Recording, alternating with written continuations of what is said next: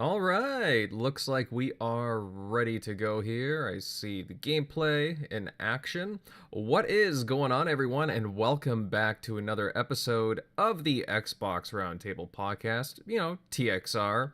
This is show number 268, and naturally, I'm your host, Invader, and I am thrilled to be here this evening. We've got a lot to discuss. You do not want to waste a minute here. I know I don't. Recently, there's been lots of talk surrounding Redfall and certain performance lists being unveiled. We'll do a deep dive into that, as I'm sure many people here want to comment on that. Also, Sony has responded back to the CMA after its recent statements favoring Microsoft. Jim Ryan on the defensive. We can't wait to touch on that. As well, Joseph Staten has officially left Xbox Game Studios. Does this make, is it like a major hit to Xbox? Well, hey, we will go into all those details and probably more. But first, I want to introduce everybody on the show tonight. And tonight we have another new face. He's an avid Xbox enthusiast and former podcaster. You might have heard of him. Everyone, please welcome Jared. How's it going, bud?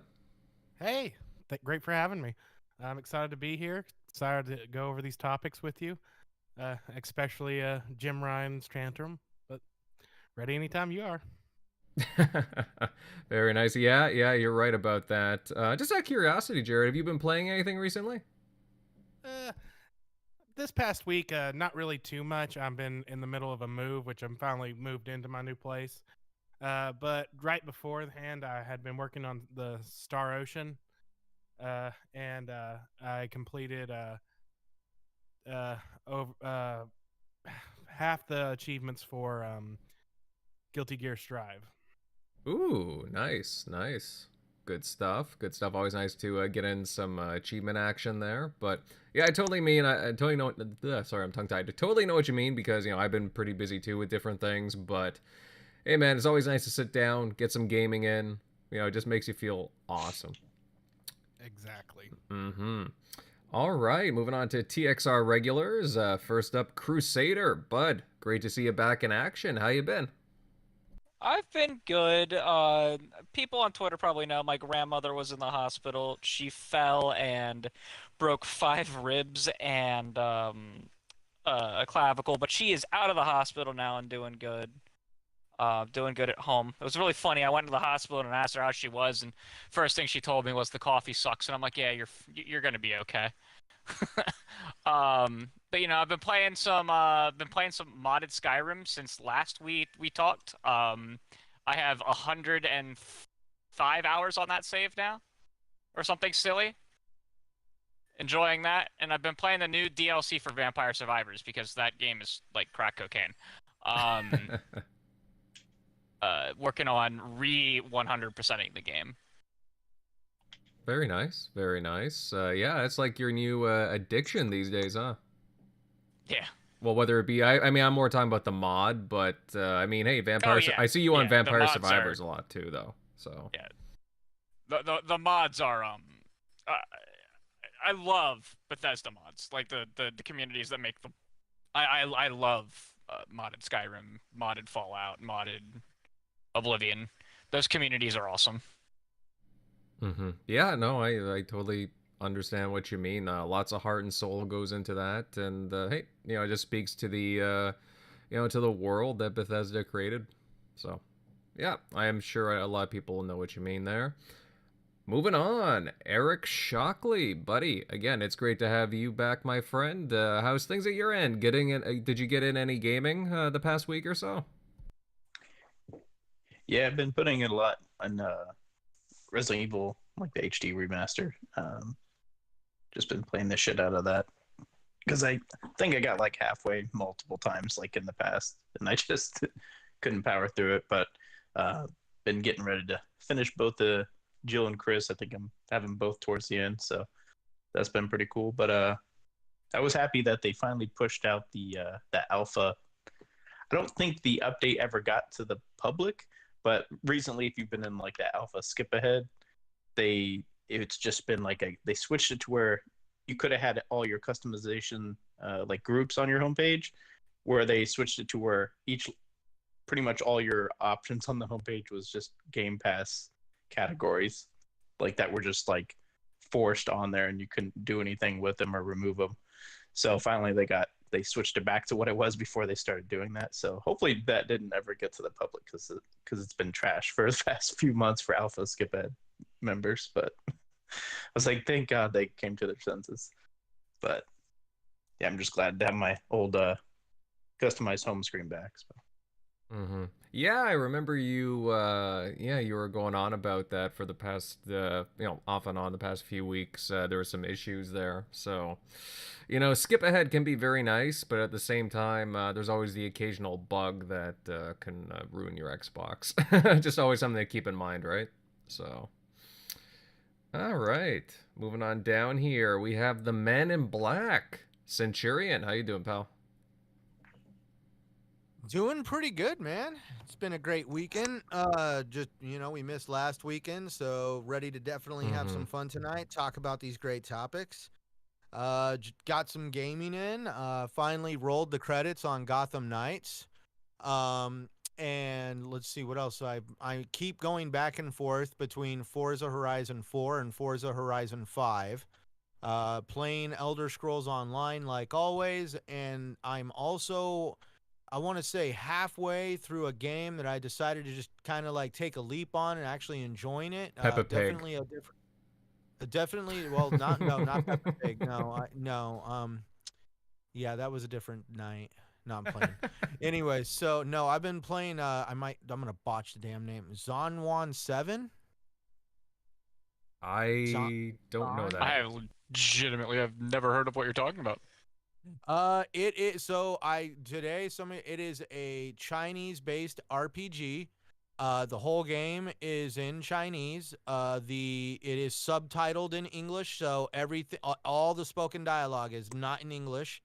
And I have been actually enjoying it because it's definitely a cultural experience. All the enemy types and the direction of the game are all based on mythology and that style of storytelling from that part of the world, which is really fun and unique. And I mean, like, dude, it is not like, how can I say it? I'm not going to say it's the next best thing since sliced bread, but it's definitely a very decent game. I'm enjoying it. It's got a great story to it, and it definitely is a reflection of storytelling and gaming from that part of the world. And I really have no complaints. I'm actually kind of enjoying playing it. It's nice to play something that different. All right, good to know. Somebody in the chat goes, "Oh, an illegal game." Nope. I bought this on the Xbox store.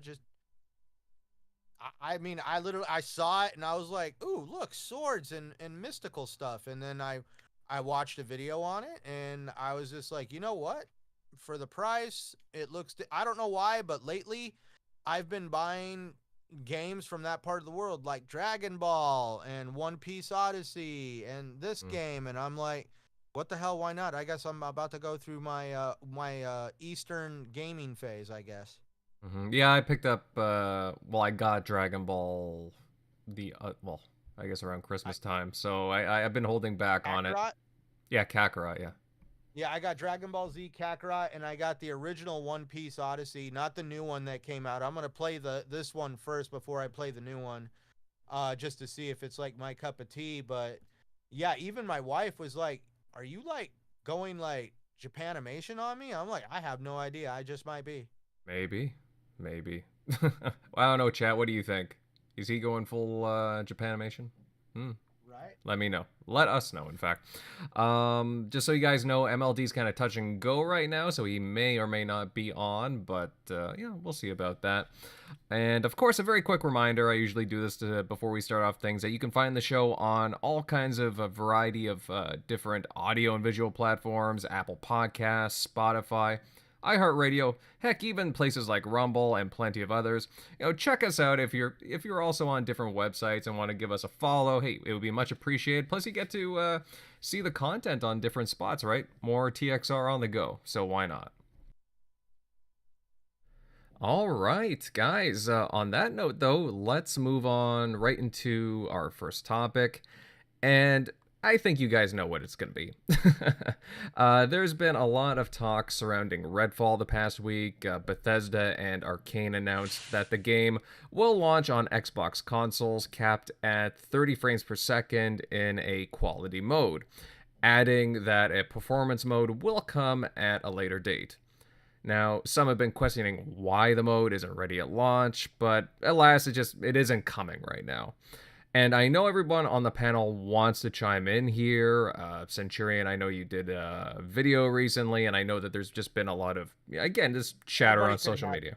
Everybody could have their turn. I mean, I'll Mhm. give input, but I mean, like, holy cow! At this point, the Mhm. internet has been on fire for days. It feels like almost at this point burnout. World is on fire. But Oh, dude, it is on fire. on that I note, agree with though, that statement.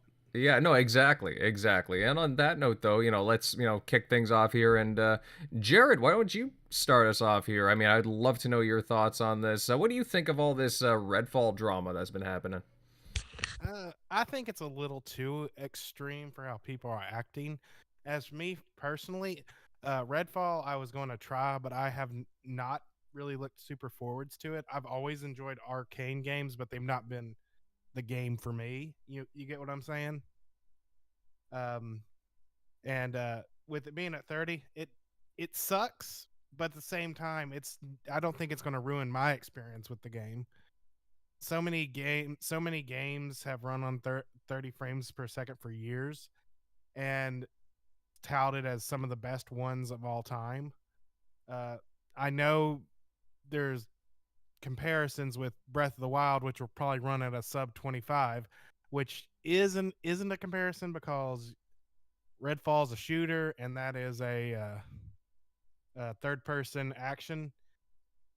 Well, I don't see it because I've played plenty of games that run just smoothly. As long as it's locked at 30, usually I don't have a problem with it. But I get where people are frustrated where it's the next generation. But I also see that CPUs are always going to continue to get bottlenecked. And with this coming generation, I'm willing to bet money that Starfield, at the big game, will be 30 frames per second on console.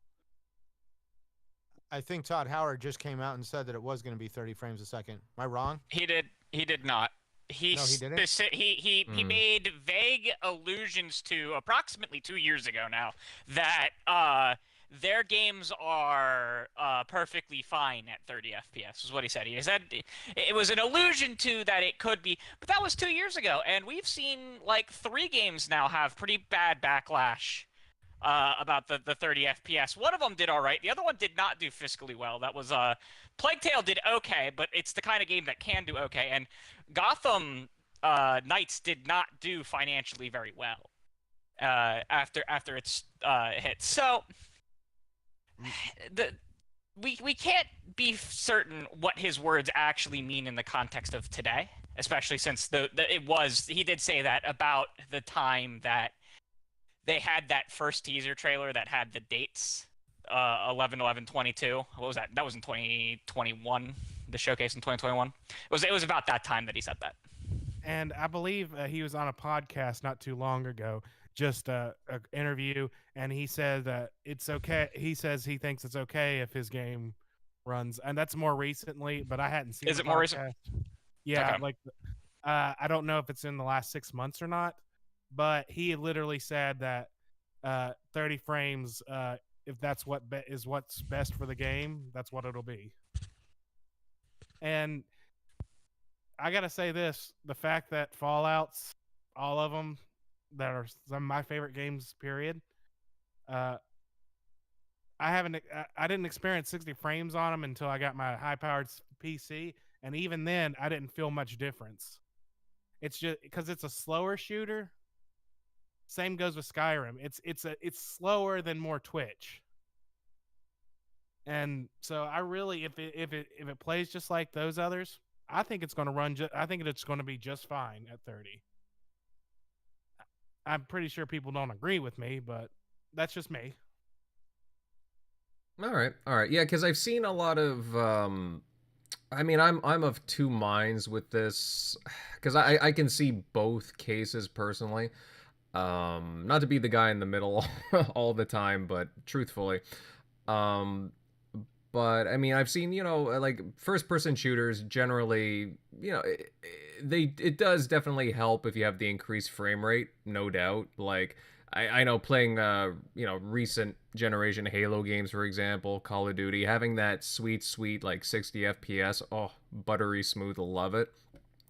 But at the same time, I mean, I'm more of a graphics guy personally, and the art style. Like, to me, like, is 30 FPS really, um, is that really the dagger in the heart for me to say, oh, I'm not gonna play a game just because it's at this? I mean, if the performance was super crap, if it was sub that, I mean, then might question it. But I mean, I don't know. Like, again, 30 FPS. I don't think that would deter me per se from playing it. For some though, I mean, I have seen some people. Some people want to wait, which is more than fine. But I like me personally, I don't think that would deter me. Like Crusader, what's your thoughts on this personally? Because I mean, again, Oh boy!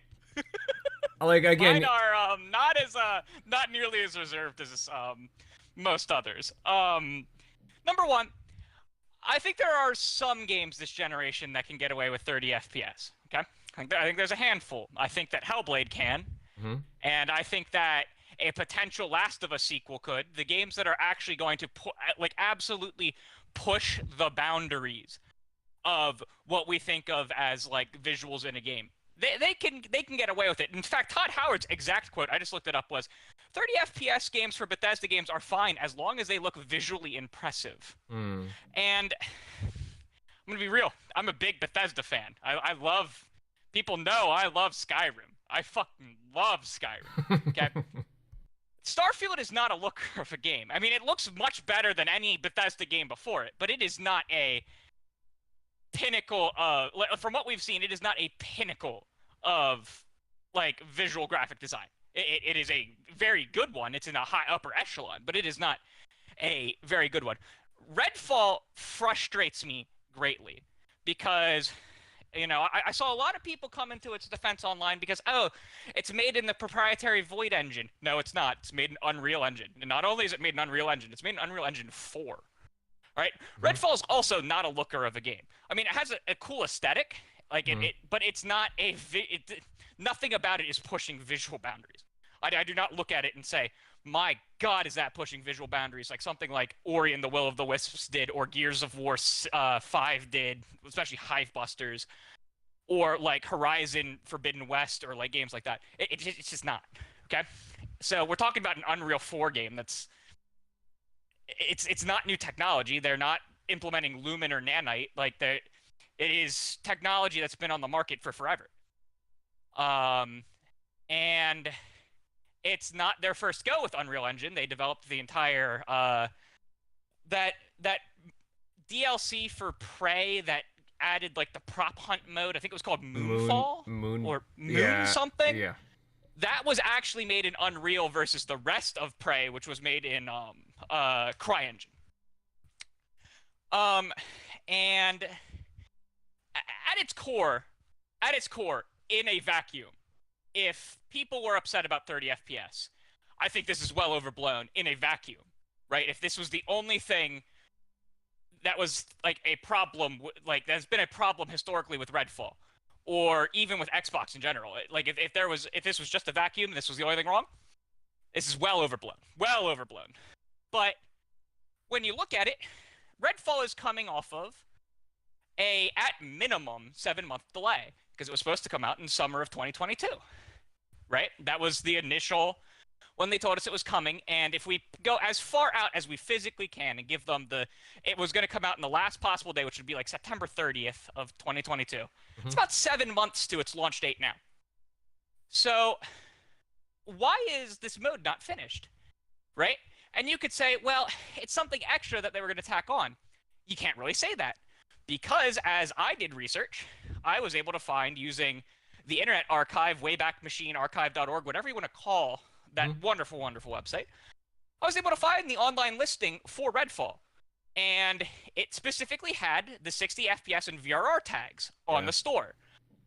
These are not tags that are used on PC, for anyone who's wondering, because PC has no purpose in actually having a 60 FPS or VRR tag, because it's completely dependent on your personal hardware and your personal choices when you make configurations on PC.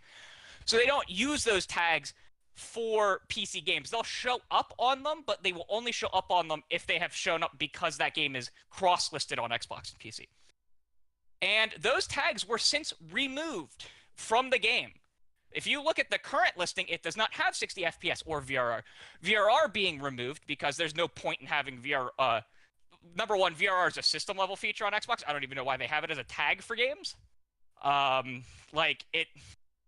It'll activate on any game that is over 40 FPS unless specifically turned off on purpose because there is a problem with how the game functions, which I don't know that there is a game where it's turned off. But that is how VRR works on Xbox. It works between 40 FPS and 120 FPS due to VRR working at a 48 FPS to 120 FPS range and low latency compensation kicking in between 40 and 48. Okay. Specifically if you're on a 120 hertz panel. So they removed that, which means that this was a portion of the game that was planned for launch. They advertised it. It was on the store page when you could purchase the game. That's a problem to me, right? Because this is another game in a saga that's coming out kind of incomplete for Microsoft. Now, it's not nearly as bad as Halo Infinite was. You know, it took a year for that game to get all of its features. But it is, you know? And it's just another... I think Jez Corden said it best in his article where it was almost every game that's coming out has like a caveat attached to it. This game's coming out, but it's not going to have the performance features you'd expect from a next-gen game, especially when you look at what the game is. It's an Unreal 4 engine game. Like, it's not pushing any boundaries with new technology. So why is it not? Now, if I'm to play devil's advocate here, I mean, I understand exactly what you're saying here, Crusader, but to play devil's advocate, I mean, they did come out and say that it is coming. Granted, we don't know. Sure. We don't know. They've announced the features coming at an unforeseen date in the future. It wasn't outright canceled. Much better than Halo's split-screen co-op mode getting straight up canceled after they promised that every future Halo game would have split-screen co-op, whether or not you are a personal person that would use it. I am. Yes, me too. But you have that problem. And then it's also, things have been building for almost 3 years now.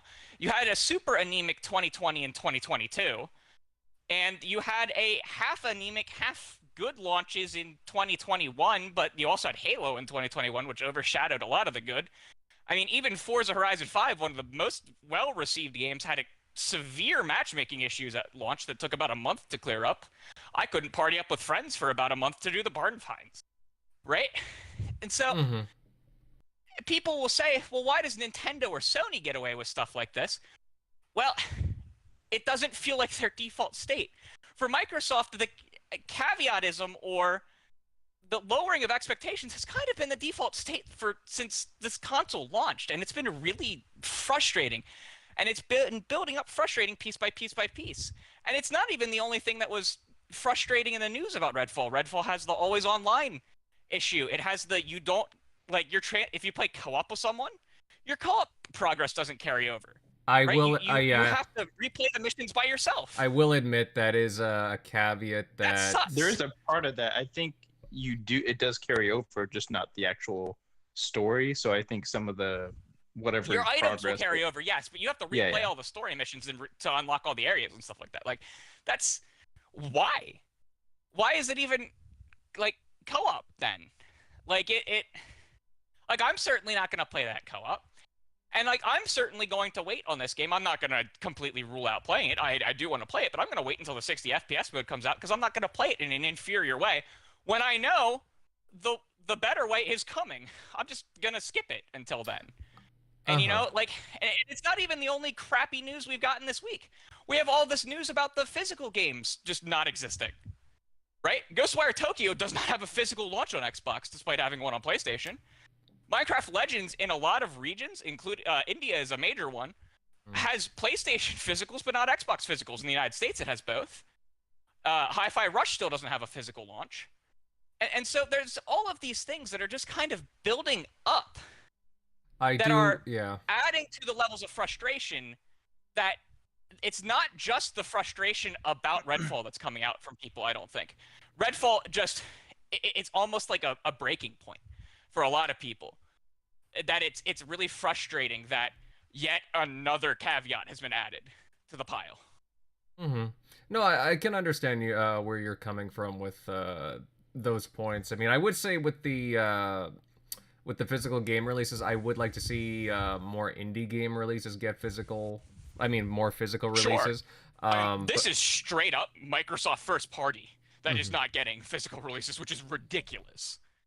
I'm not a huge physical collector, but it's ridiculous that even the Xbox first party isn't getting physical launches. I mean, Grounded's another one that didn't get Grounded and Pentiment, I believe, also didn't get physical launches. I mean, is it?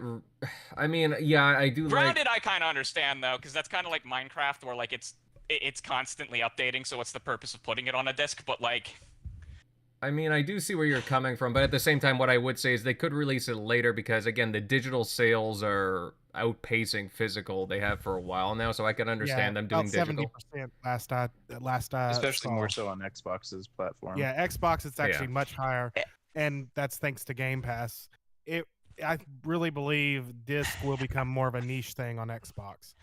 And sure, but outside, like your first party should still be supported for collectors, right? Like it's not like you can't make the third parties do it if they don't want to find it cost effective. But like you're still selling a console with a disc reader.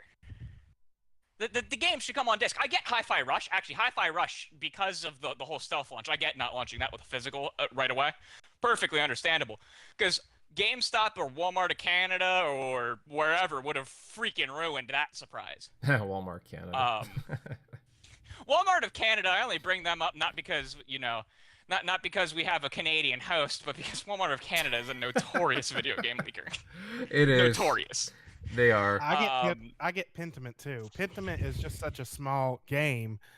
I can only see. Yeah, maybe they probably didn't even know limit, what that would do. So run. party up with limited run and just do it at launch. Like I understand not printing nearly as many of them, and I understand not even necessarily shipping them at the beginning, but party up with limited run and allow people to purchase it right away, and then they wait until they get it. Like whatever. But when you have all of these things, and there are a lot of highly enfranchised gamers are collectors, right? Not all of us are. I'm certainly not. But like I have friends like good old Sixers Octavian. People probably heard of him on Twitter. He's Mr. literally punching Square Enix in the throat to get JRPGs from them on Xbox, man. He was the one that Atlas, he had pestered them for years about Persona, and they sent him a Persona 5 controller in the mail when they launched it on Xbox. It was incredible. Damn. He's a huge Xbox physical collector, right? And he's furious about this kind of stuff. And like, again, these kind of things are, they build and they build and they build, and they're all little things, right? Like 30 FPS in Redfall in the grand scheme of things is a little thing. But when you have so many little things building up, you're bound to have one of them at some point cause an explosion, no matter how little it itself is. And that's what I've been preaching on this show for months, is that like all of the little things that I complain about are building and building and building and making people more frustrated and more frustrated and more frustrated. Mm-hmm. No, and I certainly see where you're coming from on a bunch of them, and I understand like where your like concerns are when it comes to this stuff, because again, I want to see some of this stuff too, honestly, and if we don't talk about them, we can't just let some things go. And like the Series X was described as the thing that, I believe the actual phrase was, eats monsters for breakfast on IGN. Like that's what I can't remember which Xbox executive it was. I don't think it was Phil. I think it was. I think it was the same original dude. I'm butchering his name. Was the it guy Aaron? that made the. No, it was the guy that coined the phrase. I think it was the guy that coined the phrase. They Jason brought him Ronald? on to like say his line again, because he was the one that said the. You can't with say that your Xbox Scorpio. console eats monsters for breakfast when you have a game from your own first party that's been your first party since 2021. You can't have them releasing what is an average to good but not exceptional looking game, and it's the console's not eating it for breakfast. The game is kind of eating the console for breakfast, right? You can't use these kind of marketing things and then expect people to not be like, they got a point with most other games, except for just like this one, and it's more on the software side. They haven't had like any super duper release that has truly like blown away the like what the console can do. Like Hellblade will do that, I guarantee it, but it's not here, right? Mm-hmm. Starfield will also probably blow away in a more technical aspect than visual, just with like the actual like technicalities of what they're trying to do with that game. That will also probably, you know, be one of them games that they can quantify for that, but they really haven't had, maybe Forza Horizon 5, but like racing games almost always absolutely, you know, are like that. And I don't know, they're not for me, so I guess it's not backing my blood.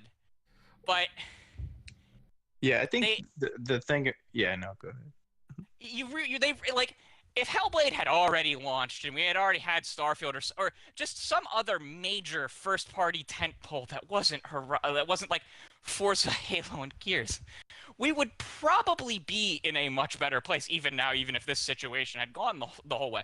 But they've kind of, the culmination of things they've done have kind of backed them into a corner where like, and there was no, you know, they delay this game, they also get shit in their mouth, right, from fans. There was no good option, but there was no option for them because of the way they've backed themselves into a corner with already having delayed the game from a year that was exceptionally anemic, and then they had to make promises about the game launching in the first half of 2023 to make up for 2022. Like they are fully backed into a corner of their own doing. And so, yeah, there was no good option, you know, delay it or not here, but that's not the consumer's fault. It's strictly on managing expectations and managing development. I mean, I'll be honest, I think some things are disappointing, like you're saying, but at the same time, I don't know, like, the game's gonna release. I think it looks, like, what it's in from what I've seen, I think it's gonna be, like, very playable. It's just, it's unfortunate that, again, it is what it is, and I do understand what I'm right there with the Invader. You're coming from. Yeah. I will say the main issue with people when they bring up Nintendo of like, hey, look, what's everybody's hype about Zelda, but Zelda's going to be 30 frames per second, just like almost all of their first party games, or sometimes even below. Some of those are like Xenoblade or in the 24 frames. Yeah, exactly. Yeah. But the reason they get away with that is some of those are beloved IP, and people are going to play them anyway. And the only way you're going to play them above 30 FPS is you're going to pirate them and put them on PC. That's about the only way to get around it. And then PlayStation, even though they released Returnal, complete buggy mess, completely unplayable, broken for a ton of people, a large portion, it seemed, online that bought that game. Horizon was the same way. Me being one of them, worked fine for me. I never got to experience the Fallen Astronaut because they could never get that working until after I beat it.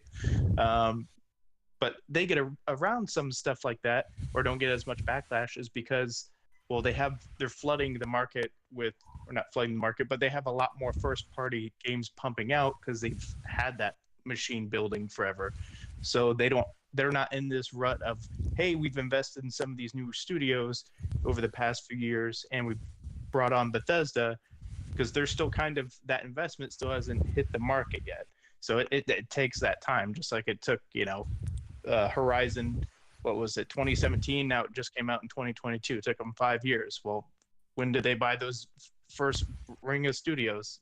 5 years ago. Not even yet.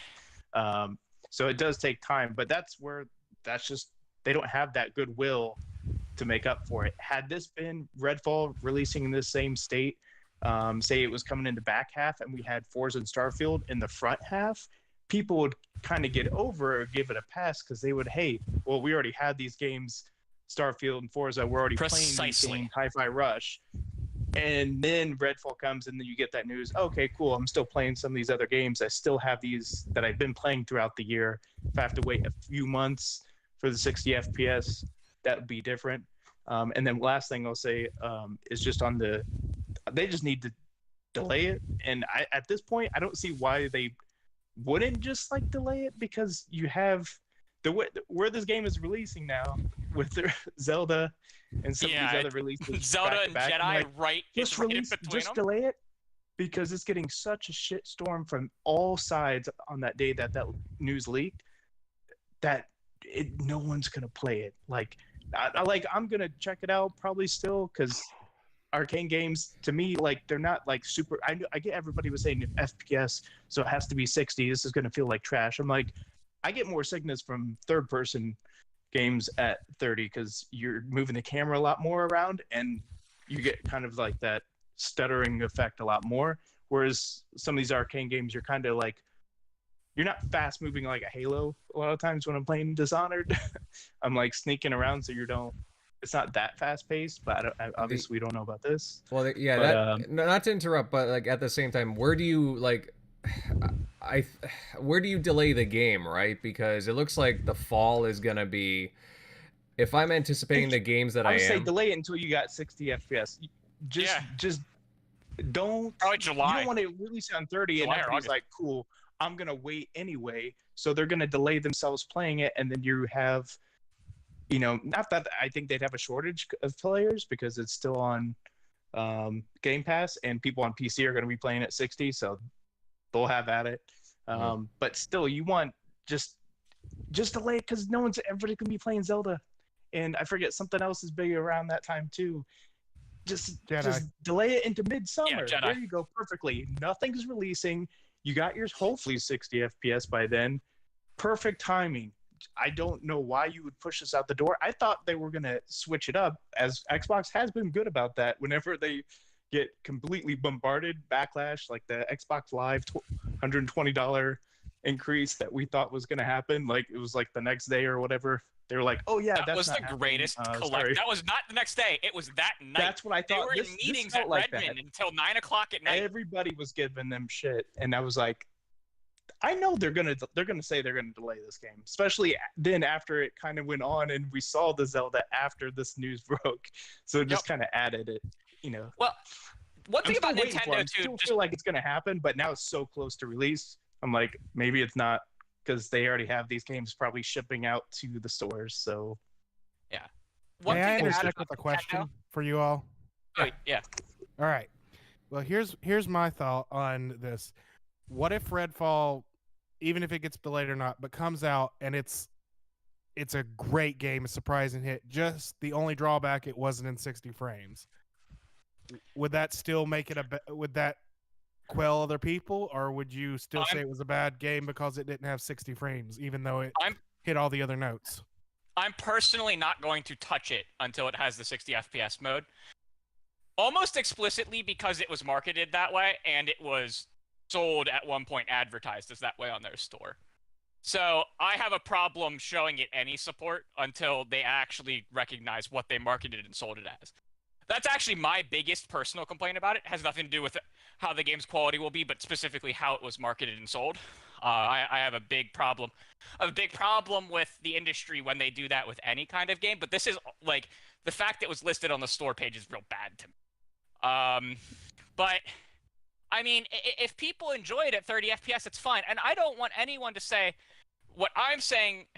If what I'm saying influences you to not play it, that's fine. But I don't want you to think that I'm telling people directly not to play it. My personal ideology pushes me not to engage with it at launch. But if you are getting set and ready and you're going to go in and play it and you're super duper fucking excited, then be excited and be happy. Don't let my opinions shake your opinions if you don't want them to. That's the whole thing with me. Again, whenever I complain about stuff like this, I'm never trying to tell someone not to enjoy something they enjoy. Mm-hmm.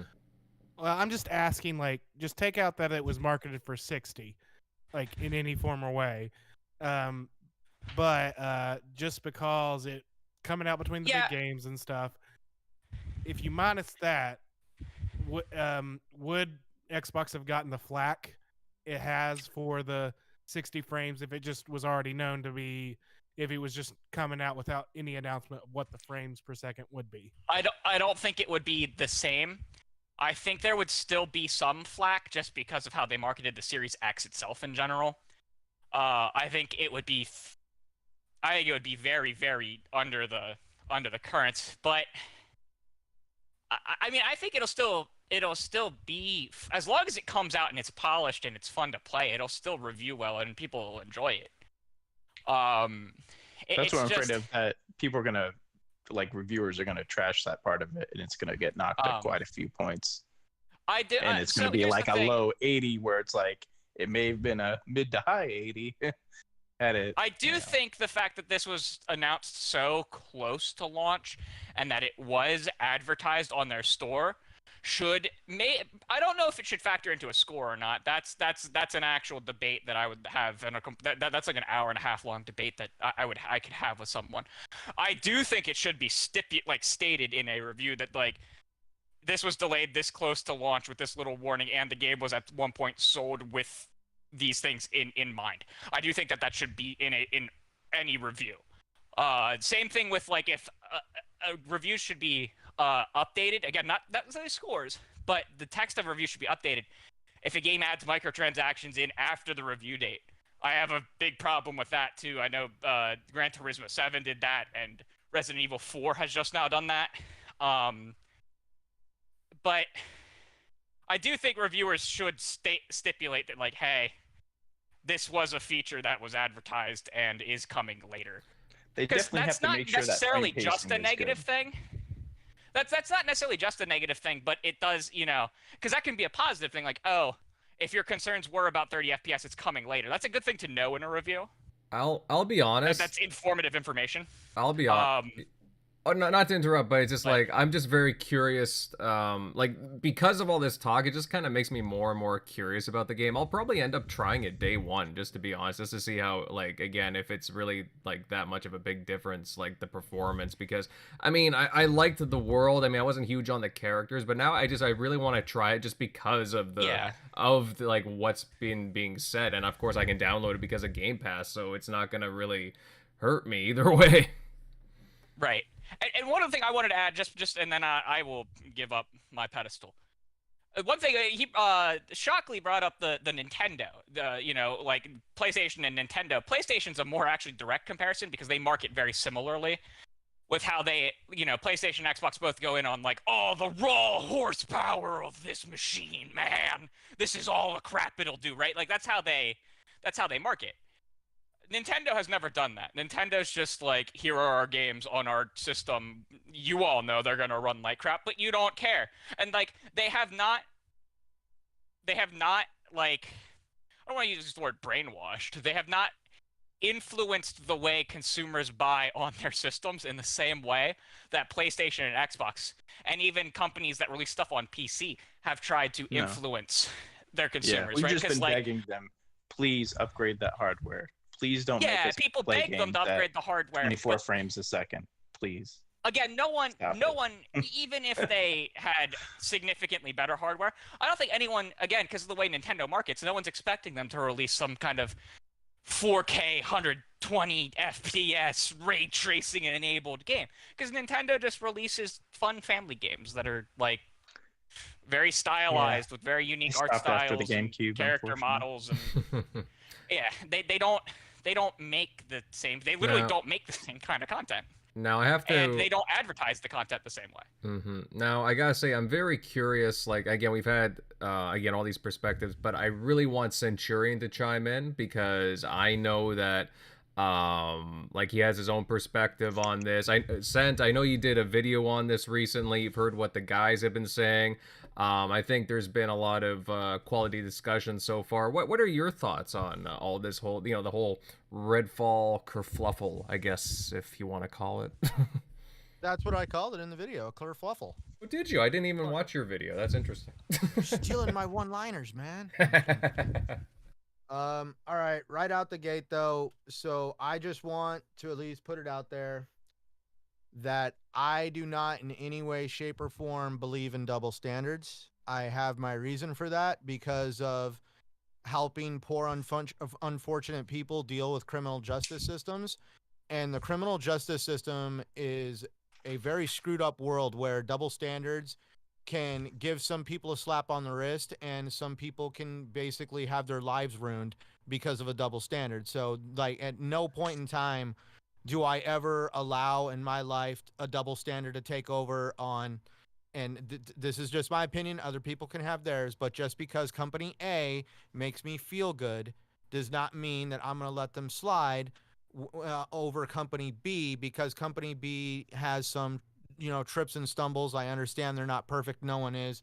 But at the same time, that's why the whole idea of the scales of justice are blind, because you shouldn't have the scale leaning one way or the other. It should always be this fair playing field. You should never grade on a curve.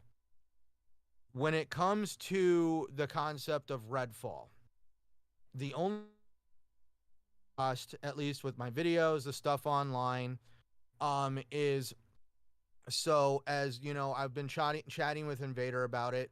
I do a lot of data collecting for my job. I'm a very analytical person. I actually am trying to get a certificate in analytics. So I actually like AI, especially AIs that help you do data gathering. And I thought, what the hell, why not? I use two of them to kind of like bounce some ideas off about this whole Redfall thing. I went down like a rabbit hole for like a whole night, just kind of like bouncing ideas off of them just to see what they would come up with. And at least the one thing I want to point out is, for starters, the looter shooter genre. The looter shooter genre, I know everybody's going to pull out Destiny, and I'm not aiming that towards Crusader. I'm saying everybody always brings up Destiny and other looter shooters, and they're like, well, they do this and they do that. I'm talking out the gates. Every looter shooter has historically had optimization and frame rate issues out the gates on launch, which have to be patched after the game launches. This is something that is actually very, very quite common in the looter shooter genre as a whole. And that is because if we really look at the looter shooter genre, we are dealing with an open world scenario with multiple enemies on screen that are being processed by an AI. And you have particle effects, explosions, and other environmental things, the weather. There's a lot of stuff going on all at once on the screen. And basically the machine needs to sacrifice something, whether it's a PC or a console, the machine generally attacks the frame rate, and it basically tries to process other stuff, and the frame rate dips. I even said that we have seen frame rate drops on really, really nice high-end PCs because things just got really crazy. Now, that being said, at least the first theory I came up with is because of the issues that are very prevalent in the looter shooter genre that we've seen, like it was kind of funny when I asked the AI to like hammer out games that have had frame rate issues on launch. It literally spit out Destiny 2, Division 2, Anthem, Borderlands 3, and they even said that a lot of these frame rate issues were mainly centered around consoles. It wasn't as heavy in PC, but there was a lot of frame rate issues on console during the initial launches of these games. And I'm thinking that Microsoft is trying to control the narrative for the review process for this game. And I'm now, whether or not I'm going to say that it's a different discussion that it's okay to control the narrative. Sometimes I just say, dude, if there's issues, there's issues. You got to come out and own up to your mistakes. And that's where, are they trying to control the narrative, and they're trying to lock this game at 30 frames a second and at least hope to God that the game does play at 30 frames. I think what's really going to affect it is if the game has issues at 30 frames a second, and it's just going to look real bad. The game better work very well at 30 frames a second if they're going to do this for the review period of the game. So that way, we know that review websites do not knock a game for releasing at 30 frames a second. They generally knock a game for having optimization or performance dips and other stuff that affect gameplay. So I'm really hoping that this game works as advertised at 30 frames a second in 4K. The other situation is with optimization was, again, this is one theory I did have, is we all know Colt Eastwood went there, played the game on a PC. There was obvious optimization issues that he mentioned when he talked about it on his channel, about how the game even acted like it had some optimization issues in that small controlled setting. Now, is this because of the always online feature to this game? The funny part is the AIs even mentioned that when you have an always online game, sometimes the AI for the game is tied to that always online feature, and when you have a lag between your console and the server, it's going to create issues that would basically create a frame rate dip. Mm-hmm. And now, are we seeing an issue with the game because of the always online direction that this game has? If that's the case, is by some chance Arcane wanting the game to be released anyways, so that way they can fix it on the fly in a real world scenario, because maybe they've reached the limitations of being able to fix the game in a controlled, smaller setting. We've seen games that work perfectly fine at the developer studios in the controlled settings. All the testing goes great. And then all of a sudden they release the game out and it hits the real world. And then the whole game becomes a buggy mess because things started taking place on a large, massive scale that they weren't able to catch during their smaller testing in a more controlled environment. And at least the other part of it is that a lot of people, that I at least want to say, is, for starters, people do need to kind of wrangle in their expectations when it comes to home consoles. They are not PCs. At the end of the day, these are small, scaled down PC-based architecture, but they are not a PC. You basically are paying for, you're sacrificing power for convenience. The convenience of being able to walk up, push that little magical button, your game console turns on and goes to the screen, and you play your damn game unhindered. I got a bad update on my Windows PC that I had to call Crusader about, and literally had to wipe my operating system, start over from scratch, and it took 3 days for me to get my computer back to the point where it was. I could only imagine if I had a gaming PC and I had all these downloaders and all this other stuff that I had to set up to play games at what I want to do. This thing is not meant for gaming. And that's where I understand that these consoles are very powerful. But I made the joke that, hey, guess what? A Lamborghini can also do 200 miles an hour down the road. But you can't do that unless you have certain conditions met. And those conditions are, you got to go to a special racetrack and do all these things to be allowed to get your car to go that fast. Other than that, you got to follow the main rules of society, basically the normal things that the average person has to follow. You're not allowed to go 200 miles an hour down the road just because the car has the frickin' power to do it. And the reason why I make that comparison is because, regretfully, the 60 frames a second argument is only prevalent in the gaming industry, or at least in PC gaming. We see a lot of people crying for 60 frames per second, and I don't mean like crying in a derogatory way. I'm just saying demanding it, wanting it, constantly talking about it. And generally it's because either A, they want their hardware to be on par with a PC, or they are gaming on a PC, but they're always looking at it from the perspective of the PC thought process of, this is the way I want my game to function. And that's where I have to at least say, if that's something that matters to you, then maybe console gaming isn't exactly the home for you. You need to go get that power from the PC, because you need to get rid of the convenience of the console and go for the power of the PC. And that's because, like, Wandering Dutch talked about it on Gaming Beyond the Box. We don't get to see the data that Xbox has access to. They can actually see who's playing a game on quality mode, fidelity mode, whatever you want to call it, or who's playing on performance mode. And we know that the vast majority of actual gaming consumers are not counting frame rates. They're putting the game in. They are probably never going into the settings of the game console and adjusting one thing. They're playing the game as basically the developer set it up. And that's where, regretfully, that's where you got to play by the rules by the rest of the world. The whole Lamborghini reference is that, regretfully, the people demanding 60 frames a second to be an industry standard just don't want to grasp the idea that, regretfully, the vast majority of people that play video games are not demanding 60 frames a second. If I may, Gotta interrupt you. If I may just sneak in You before.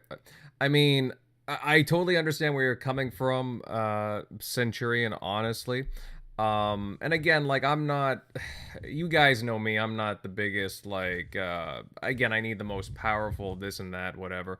I mean, I would say it's more like, I have no quarrels with the game. It's probably more the marketing from Microsoft and Xbox themselves, honestly, because again, this is like, because I can play the game no problem, and I really hope that they do stick to like a rock solid 30 frames per second. Because again, I want the game to be super functional. I think the game looks cool. I'm gonna try it out. So I hear it, like, at least if I could say before Crusader, because I Yeah, know yeah. Crusader, like, I want everybody to know, you know why I don't really get into the marketing side of things? Because I can actually agree with you guys, but this is the problem through my life experiences and the things I've been through that make me really appreciate life and what I have. Is that's why I don't get wrapped up in these things, because they actually are very trivial to me. But also, at the end of the day, I believe everybody's freaking lying to me. I've never believed a damn word that comes out of freaking Aaron Greenberg's mouth, Phil Spencer's mouth, Jim Ryan's mouth, the dude over at Nintendo, the guy over at Steam. Those guys, at the end of the day, are going to stand on stage and give me keywords, hype words, all the, like, I mean, like, that's one of the things that pissed me off about televisions in 4K. Oh, it's a 4K HDR television. Okay, what kind of 4K are we talking? Native, upscaled? What kind of HDR? Are we talking standard, HDR Pro, HDR Premium? Like, I mean, like, that's like the best way I've been able to describe HDR to people is it's like going to the store and buying a box of crayons. Are you getting the 25 color box, the 50 color box, or the 100 color box? That's what you're getting with HDR. And I just really don't like how the TV industry literally creates all these convoluted ins and outs. And that's why I'm just like, dude, like, I do marketing. I even do stuff to like, you know, I was telling Crusader about it, you know, kind of like with my thumbnails for my YouTube videos and how to, like, try to create something that gets noticed. Like, I understand that's a fundamental part of marketing, is to try to get people hyped for a product. But that's where I also believe that maybe if you are continuously shooting yourself in the foot by using these hype terms, maybe it's time to stop using the words like 60 frames a second and stuff like that to stop this from happening, or at least wait until the game is like a month or two from launch and then start talking about it if you are damn sure this is going to happen. We don't need Aaron Greenberg grabbing his phone because he's bored over at Redmond using the word 60 frames a second just to get some hype on Twitter, and he didn't even bother to pick up the phone and ask Arcane if they had the game working right at 60 frames. Well, so Aaron Greenberg's never said anything about specifically, like, Redfall. Well, wasn't he the one that tweeted He that said 60 frames a explicitly second? the console's standard was going to be 60 to 120 FPS, and that was relayed multiple times in official marketing, not just him. Well, that's the other thing too. And Like, I'm one of those that, both of the next-gen consoles were marketed as significantly higher performance, and that's why every game launched with performance modes. no, and I agree. That's why we've had this whole thing. It was a whole part of the marketing cycle for both consoles.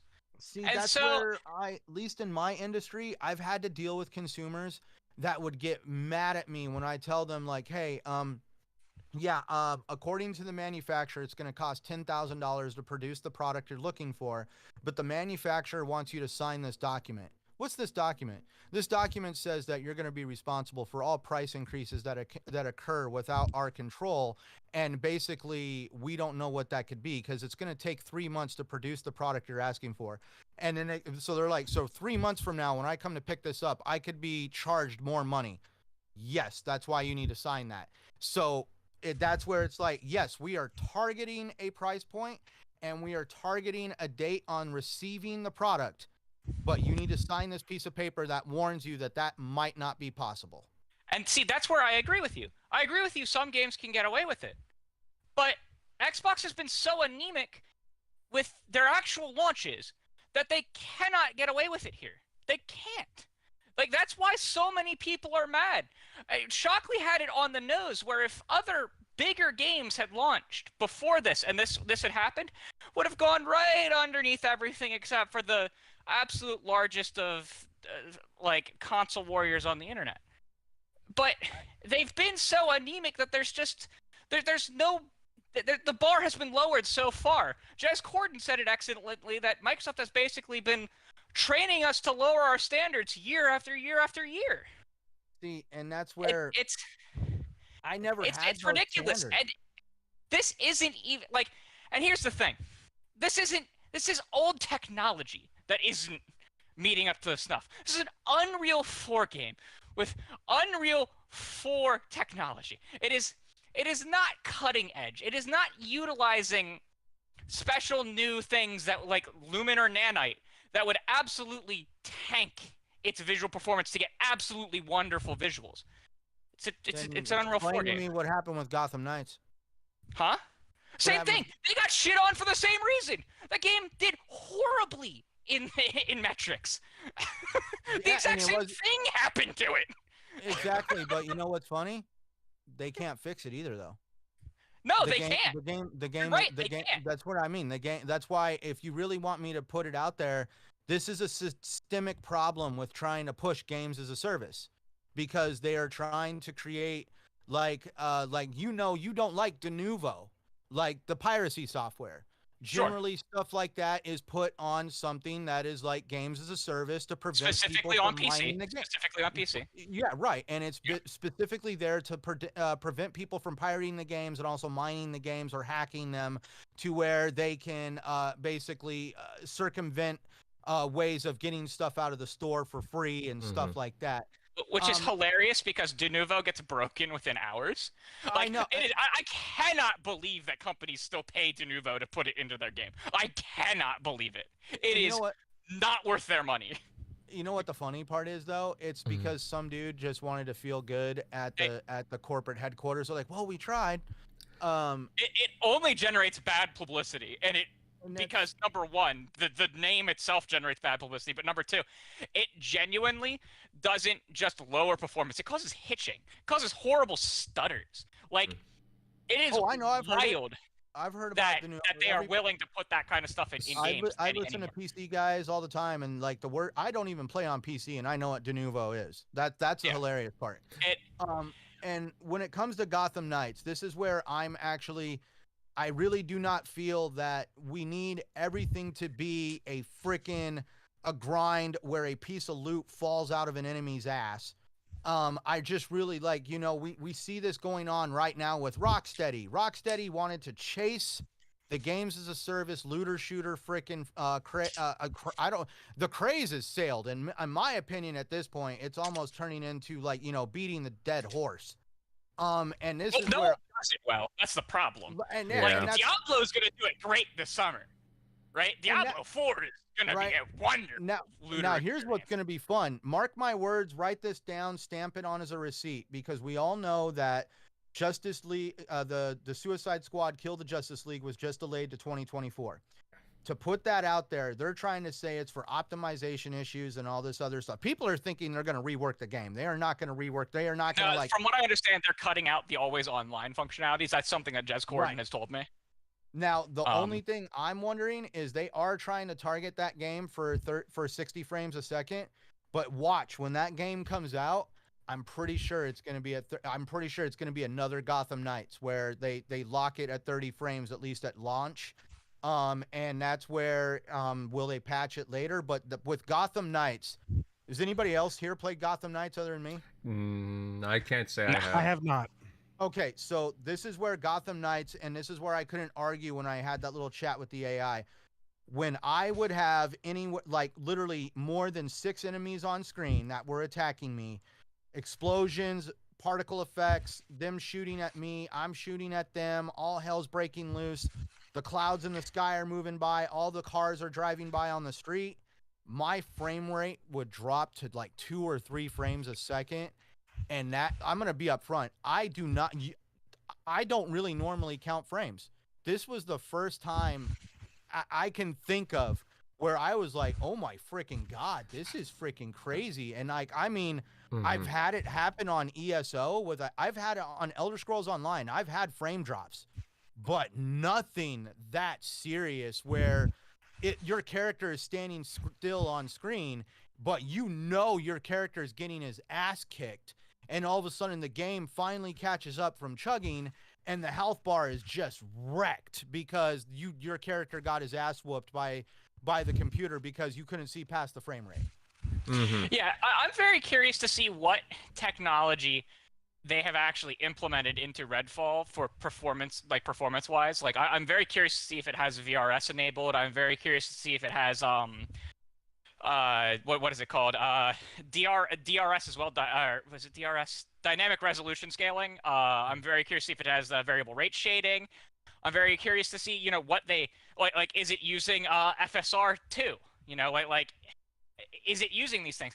Because if it's not, then I really have to question what the fuck is Microsoft doing? Because Microsoft makes DirectX 12, right? That is a division of Microsoft that makes DirectX, the graphics API that's used on both the Xbox. That's why it's called the Xbox. Direct Xbox was the original name of the console, if anyone doesn't know that. And they took the word direct out. I'm not a video game developer, but Project Manhattan was its full name. Was its original code name. So code name, yeah, but the what?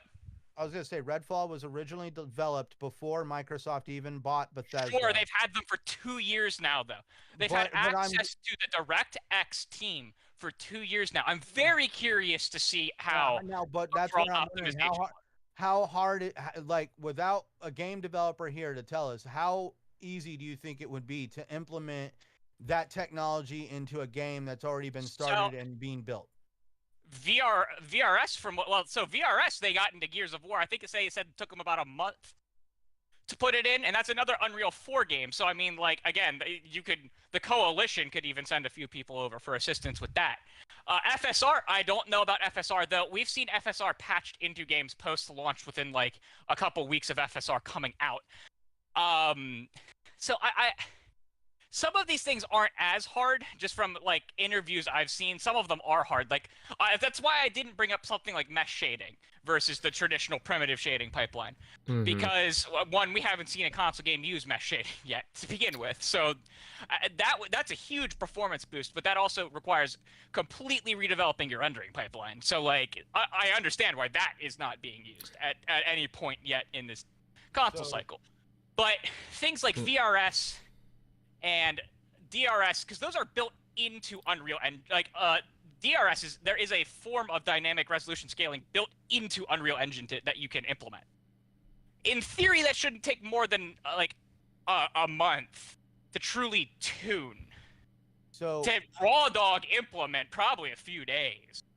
At least to like cap off what I've got to say, at least on that, is the only thing I'm really wanting is to look at it objectively, is regardless of the marketing, regardless of the fact that maybe Microsoft sticks their own foot in their mouth a few times more than people care for that to happen, I'm just getting at Arcane really, let's just put it this way. Arcane has never been the barn burning studio. The producer or the executive director over there even talked about every time he launches a game, he has to go up against a Fallout or a Skyrim. Yep. He's always been like the underdog. So I'm going to be upfront. I've got a Dishonored 2 Collector's Edition mask here that I found on clearance at Best Buy because people were not buying them. Arcane has been this very, shall I say, very small, developer that has not been somebody that's like, oh my God, like people did not, unless you were invested in games like we are, a lot of people did not know who Arcane was, and they were not consuming the games that they did on a regular basis. Right. This is where I want to champion Arcane for having the balls and the courage to want to take on a different style of game that they are normally used to developing, and they have decided to put their reputation on the line to develop something that appeals to them, something they feel passionate about, something that they really feel that they can actually, you know, kind of like strengthen their portfolio as a development studio on like, hey, we can do this. I'm very curious to see exactly how much of this was actually Arcane wanting to do it, because if you remember, early builds of this game were very games as a service heavy. It had a store and everything. Mm-hmm. That's all been taken out. Yeah, that's right. I do remember seeing that. Right? And so part of me is very curious to see how much of an actual hell it's actually been to develop this because of shifts now, with guys. And Bethesda, now, guys, actually, I can agree on that. No, guys, just so you know, I do want to move on to some other stuff soon, but Sure. But Centurion, you're more than welcome to just finish off your point. All right. All I want to get at is I want to be able. I believe in constructive criticism, but when I say constructive criticism, you got to do it professionally. And the way the internet has acted about this 30 frames per second thing has been a little over dramatic and very, very almost derogatory. We actually see like the what's the developer for that like small soldiers game, Invader? The ones you're talking about where they have like the Nerf guns and stuff? No, Hypercharged. Hypercharged. Yeah, that's he the came one. out Yeah, and where said you're that fighting he in like came out and said that he's getting very derogatory DMs because people are demanding that the game get released. There is a very serious toxic side to gaming culture, and that is where I don't want to see that toxic side make developers stop being innovative and basically stop wanting to craft new ideas and crafting new worlds for me to enjoy, because they are going to be worried about the backlash and all the hell that comes along with it just because something doesn't fit the narrative of the gaming culture. And that's at least where I just don't want to see the negativity affect game development, where they just basically were like, well, we'd like to try this new thing, but we got backlash last time, so we're just going to make the same repetitive game over and over again. Mm-hmm. No, and I can respect that thought. In fact, I respect all the opinions on the panel tonight. Honestly, it's really refreshing because, you know, everybody has an honest take. And again, I think that's really important to have in these conversations, that there's a lot of back and forth. And I just honestly believe that's healthy. Even when it comes to something like, again, like, you know, we got this game coming out in a couple weeks, coming out soon, and you know, there's the, you know, camp that's excited for it, and then, you know, you get some new, you know, late breaking news almost that, oh, you know, it's going to be coming out like this, it might be missing this at launch, and then there's going to be features added in later, when's later, and so on. Lots of questions. I am curious to see how this game does going forward. Again, alas, we will see, guys, and we will move on to another topic. But again, I love everybody's thoughts on the panel. But guys, before we do move on, please smash that like button, share this out, as, hey, I want everybody to know that we are live now. And hey, sub to the channel if you're new here, because hey, I saw some new faces in the chat. Would love to have you stay on permanently. But with that being said, guys, we'll move on to some other bits of news. And Sony has responded to UK regulators recently, since the CMA recently sided with Microsoft. Sony's now arguing that Microsoft may try to sabotage the performance of titles such as Call of Duty on PlayStation platforms. CEO Jim Ryan took things further, stating that degraded versions of Call of Duty would, and I quote, seriously damage our reputation. Our games would desert our platform in droves, and network effects would exacerbate the problem. Our business would never recover. I mean, some interesting thoughts there from Jim Ryan. I mean, he could be reaching a bit, but, does he have a point? I mean, I'm going to go to the chat here. I'm going to go to the panel because I know everybody wants to chime in here. Shockley, buddy, I mean, what do you think of Jim Ryan's comments? Is he reaching here, or do you think he honestly feels like this is a legitimate threat from Microsoft? Yeah, I think it's definitely just a giant reach. He's just kind of throwing darts at the wall to say anything, in the realm of possibility, that could happen, even though Microsoft's already kind of laid out, hey, we'll even pay a third party independent, or have someone completely independent that's going to, regulate this. And it's lately, we've just saw how that's complete BS, because Ghostwire Tokyo, even though that kind of ran not so great on either console, runs better on the PS5 than how it's being handled right now. A year later, ported over to the Series S and X. So even we have perfect example right there. So if anything, the Xbox kind of got the worst version the way it's running right now. So to say that they would, give them a bad version is just kind of like, well, obviously that's not the case. Plus, like, they're not gonna, if Microsoft did that, like hey, just like screw up their version to a game like Call of Duty, that's just gonna hurt their brand. Because there's a lot of competitors now. Will one ever get to the levels of Call of Duty? Maybe not. Obviously, you have Fortnite, but stuff that's more like modern, looking.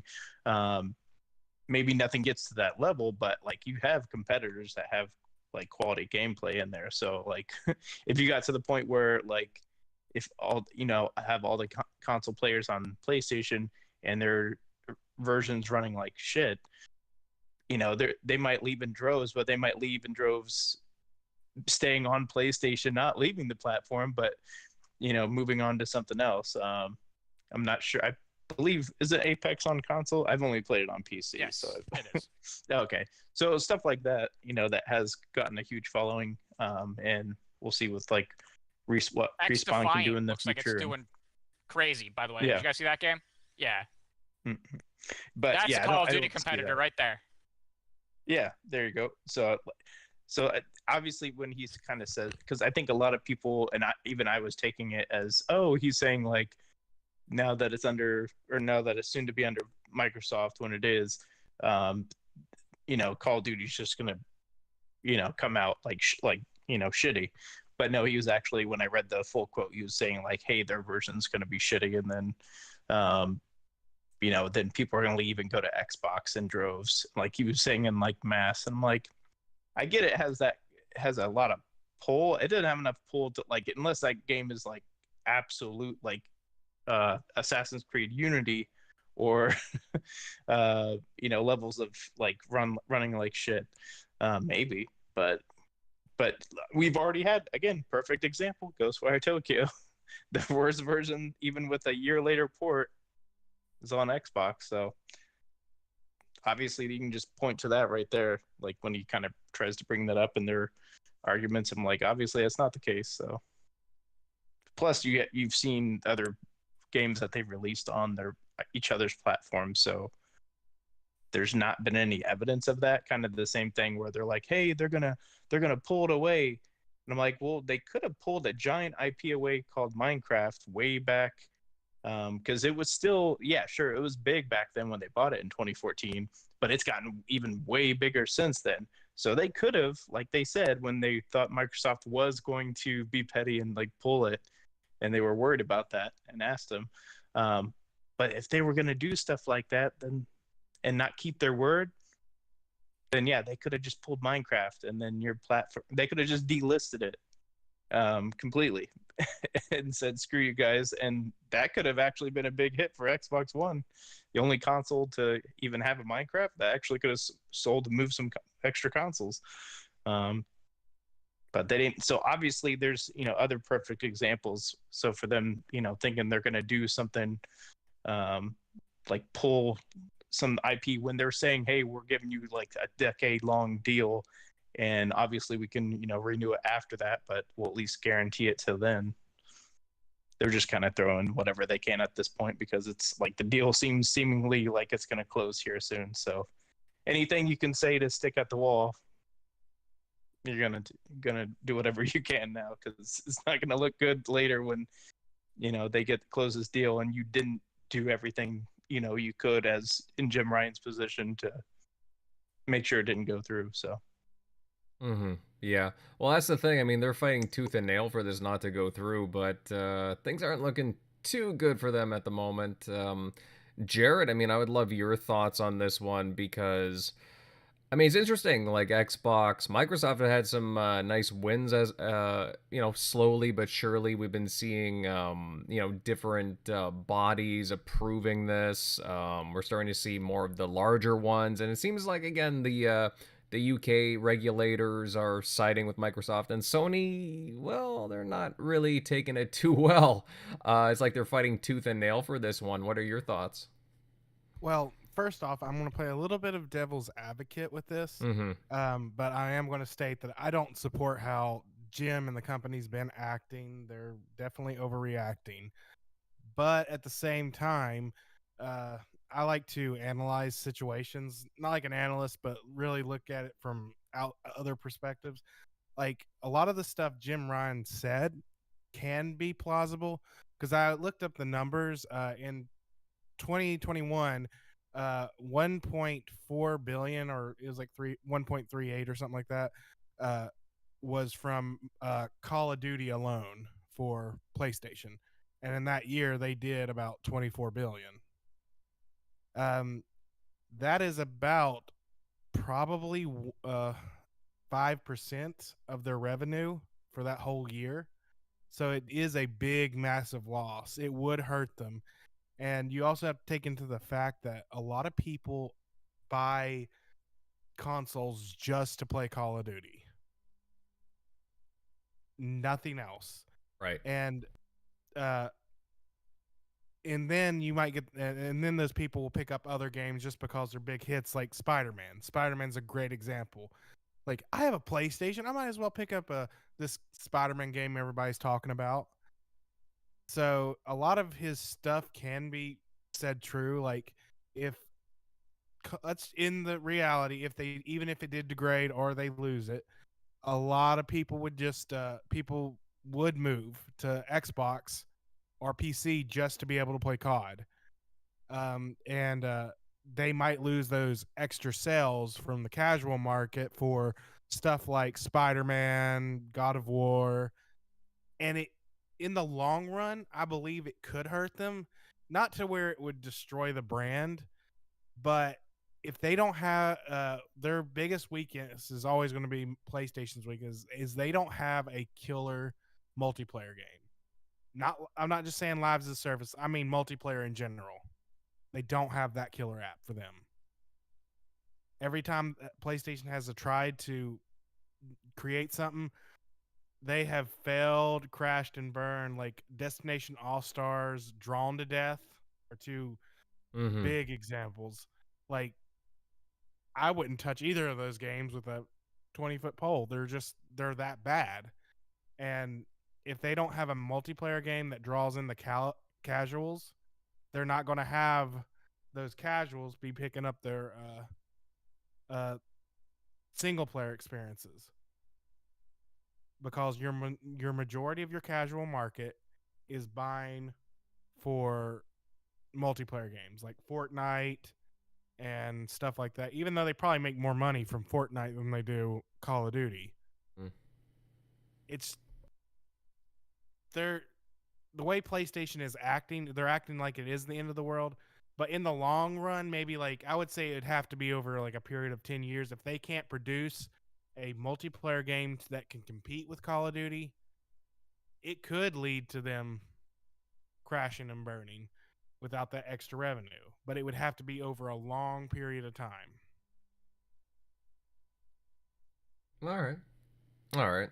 Yeah, I mean, I know I can understand you want to play devil's advocate there because I mean, often we get sidetracked, right? I mean, obviously, being an Xbox channel, we see the Xbox side of things, but at the same time, I mean, I can understand why they would want to, be so aggressive in, wanting to complicate things with this process, with the acquisition process here. So. But I mean, again, like what some people were saying in the chat. I mean, some things could be approved very soon, from the sounds of it. Um, Now, Centurion Pal, I want to pick your brain here. I mean, obviously, you've gone through what Jim Ryan has said here, what what PlayStation's position is in all this. What are your thoughts? Do you agree with what Jared's been saying? See, I agree, like, with his thoughts on, like, how they're conducting themselves. I don't agree with how PlayStation is conducting themselves, at least by saying, acting like it's the end of the world. They've come out and, like, I'm gonna be upfront. Like, Jim Ryan made some very heinous statements toward, like, so this is where I covered that Phil Spencer, since day one of his appointment in his position over at Xbox, has never faltered in his faith in the brand and his faith in the studios that he has under his leadership. And we all know that, like, from what Crusaders talked about, what Shockley's talked about, and everybody else here talking about how, the Xbox studios has always kind of, like, missed the target. They've had paltry this, anemic that. But through all that crap, not at one time has Phil Spencer felt that his studios lack anything. And that, especially, that would, let's just face it, Sony has had the marketing for Call of Duty for a very long time now, since the beginning of the generation in 2013. The beginning of the last generation, excuse me. And not at any time did Microsoft feel like their studio, or excuse me, their platform was lacking because of not having that marketing. But Jim Ryan has come out with statements that say that data shows that Call of Duty alone stands far above SIE's entire first-party catalog. He even said that Call of Duty drives, it was redacted on that number, but as much engagement as SIE's top first-party games combined. He also said, when it comes to multi-game subscription service, it is beyond doubt that Game Pass is far ahead of PlayStation Plus. Could you imagine being, like, one of the developers for some of the top talent of the gaming industry works for Sony PlayStation, Insomniac Games. God, help me out here, guys. I'm bad with this. Naughty Dog. There's a lot of House top Marquee. Right. There's a lot of top Gorilla. talent. Yeah. And, like, so that's where I'm just like, imagine working at one of those development studios that's gone in and poured your blood, sweat, and tears, and the guy in charge was like, oh, you guys did a good job, but you still sucked compared to this guy. What? I mean, like, nothing like being demoralizing. And when you're in a leadership position, you shouldn't make it sound like that all the hard work that everybody is doing is nothing in comparison to somebody else. I don't agree with his statements, and that's where he's not giving his own studios credit, and that's where I really do feel that Sony has the ability to compete. He even trashed Bungie. He even said that, like, in his statements, Bungie can't hold a flame to Call of Duty. Destiny can't. So let's really look at this. I didn't buy a PlayStation for Call of Duty. I bought a PlayStation for games like Uncharted, Horizon Zero Dawn, Spider-Man, God of War, these first-party studio titles that are these huge cinematic experiences that, we all make fun of them, but at the end of the day, these are some very well. I remember playing God of War. I think it was the 2017, 2019 version of God of War. And I watched that damn turtle stand up with the house underneath it, and I was like, damn. Now that right there, that is some creative thought processing right there, to have a house under a damn turtle. That is freaking awesome. And it's stuff like that where I just feel like that Jim Ryan is really missing the fact that he has some really great studios and talent that work for him. And he is so blinded by Call of Duty. What happened to the Xbox brand by investing too much in the third-party content? Galebound. Like, that's where you just kind of like, you can't throw the fate of your entire brand into a third-party development because, like I've always made the joke, what happened if Activision burned down tomorrow? Well, nobody gets Call of Duty then, and what's PlayStation going to do? So they'd really be SOL. At least Call of Duty's still going to be around, and it's not going anywhere. But that's where I do feel that Sony can compete. Let's really, like, the premier place to play a Marvel game, Sony. Sony also has a production studio, Sony Pictures. They're already expanding way beyond having just the Spider-Man character. They're like the Uncharted movie. They had the Last of Us 2 television series. And I know it's not, dude, like we all saw when go get the Uncharted movie right now and watch the beginning of that. And it literally says PlayStation Game Studio. They highlighted the fact that this whole movie is based off of a game character from PlayStation. Like, they have the ability to go far beyond the realm of gaming and go into a world that Microsoft at its current status as the company cannot touch, and that is the entertainment industry when it comes to film and movies. So we see Xbox trying to do that with Halo, but in my opinion, I feel like Sony, where Xbox is miles ahead in the multiplayer game, PlayStation and Sony are miles ahead when it comes to getting relevant IP into the film and movie industry. So, I mean, like, I do believe Sony can compete. All right. Fair comment. Now, Crusader, what do you have to add in here? Because, I'm curious what you think about Jim Ryan's comments here. So, let's look at them let's look at his conclusion before we look at where the baseline for his conclusion. All right. His conclusion is that their business would horrendously suffer if people had a mass exodus for Call of Duty over to Xbox. That's a fact. That is straight up a fact.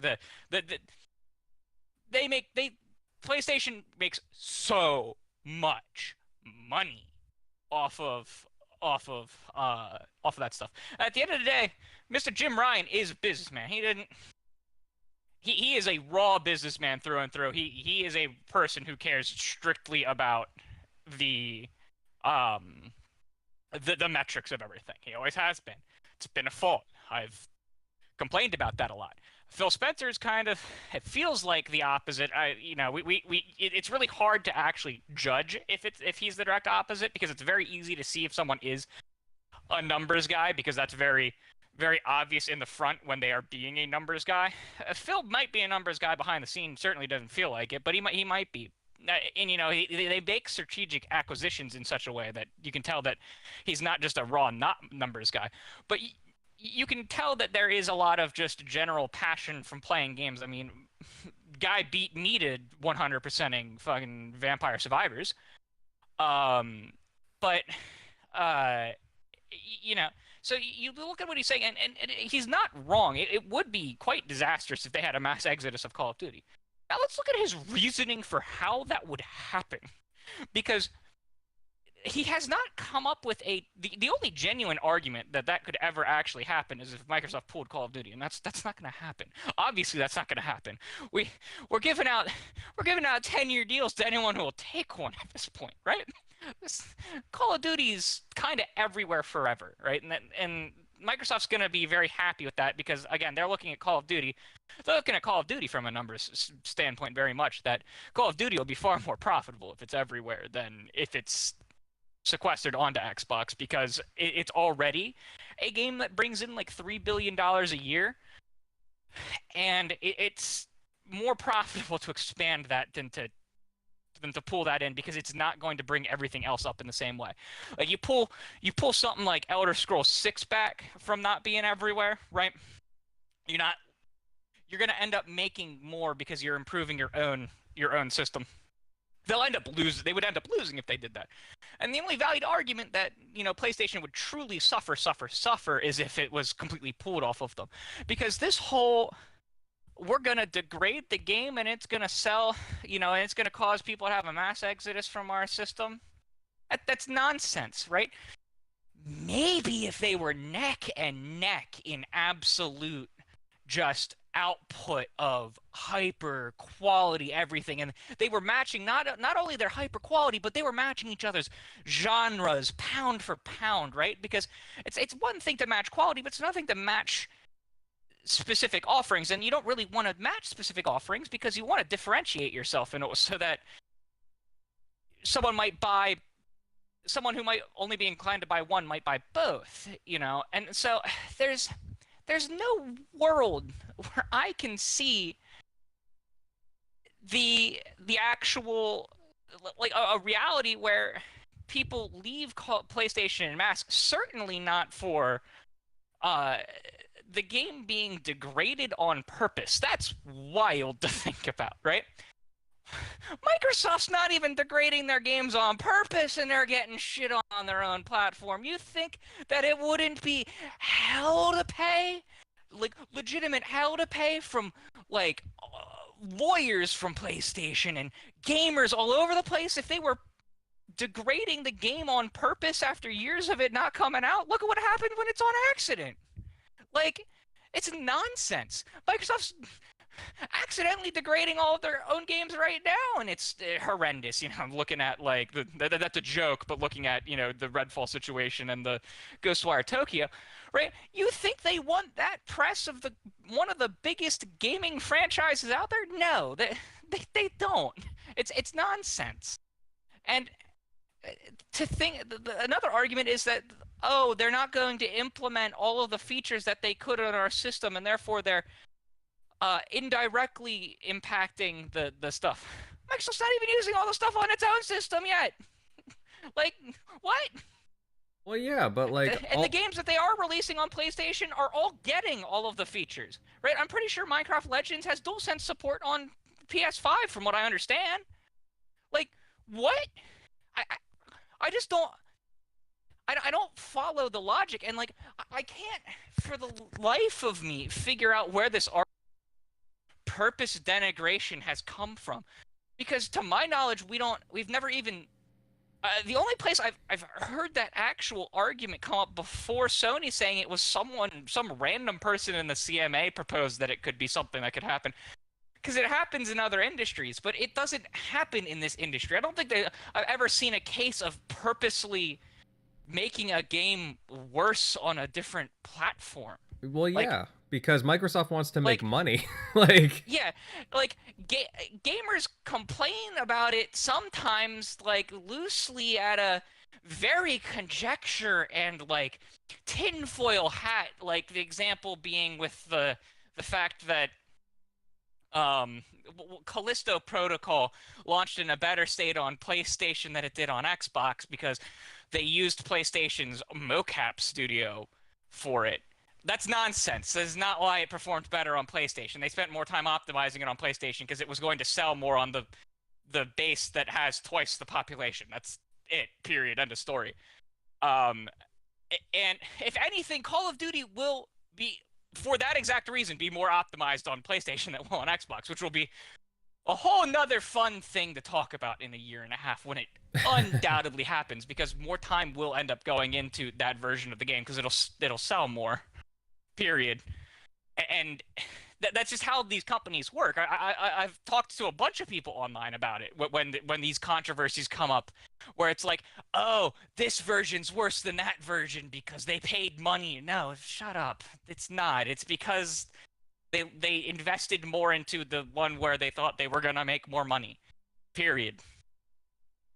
Mm-hmm. It's nonsense. Jim Ryan is out here defending his business, and I can respect him for defending his business. What I want to respect him for is the words he's using to defend his business, because there's a lot of arguments that he could make that still probably aren't going to get accepted, but don't make him look like a total jackass.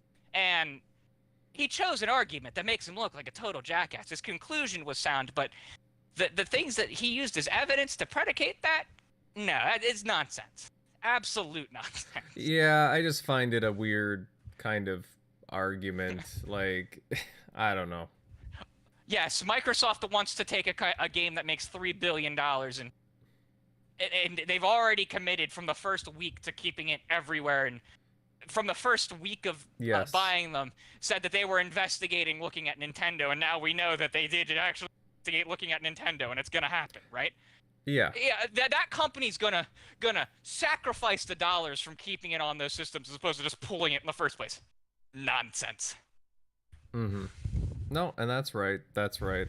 Again, I find the comments very interesting, and again, further down the line, I guess we'll find out, again in the next week or so, what the deal is. I with respect the CMA. his hustle as a CEO who's interested in saving every last dollar he can for his company.